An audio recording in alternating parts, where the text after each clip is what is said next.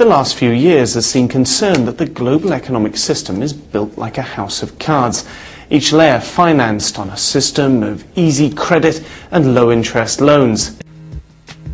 All told, economic activity is likely to be subdued during the remainder of this year and into next year. Code red, Asian markets plummets this morning after Bear Stearns' incredible falls from grace. Once one of America's top investment banks, it's been sold for a song.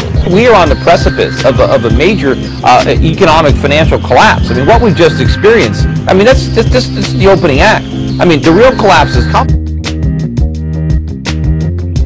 In 10 years' time, in my opinion, about 50% of tax revenues will be used to just cover the interest payments on the government debt. So who got the money? To financial institutions in Europe and other countries. Which ones?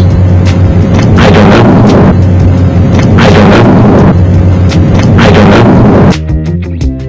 Meanwhile, the Federal Reserve took extraordinary action in an emergency session last night. It cut an important lending rate and provided as much as $30 billion to help finance the takeover of Bear Stearns.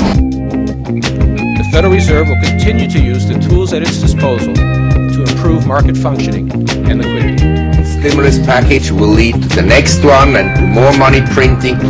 And so in 5 to 10 years' time, the real crisis will break out when the whole system collapses. That will be the end. That will be the end.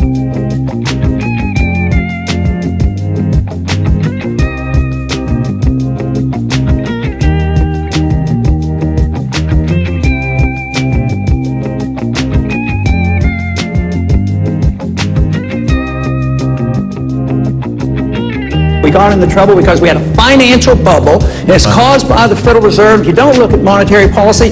We will continue the trend of the last decade. Live pictures of testimony. Ben Bernanke currently testifying second day on the Hill, talking about too big to fail. As long as we run a program of deliberately weakening our currency, our jobs will go overseas, and that is what's happened for a good many years, especially in the last decade. The Federal Reserve, of course, having proven itself unreliable at best in monitoring the financial markets over the past couple of years. It was predictable it would come. It's predictable it's lasted for a year, and it's predictable as long as we do what we're doing in Washington, it's going to last another 10 years. We're doing what we did in the Depression. We were doing what. And the Federal Reserve still doesn't think that they deserve to be audited, even as they carry trillions of dollars of assets on their books held against U.S. taxpayers.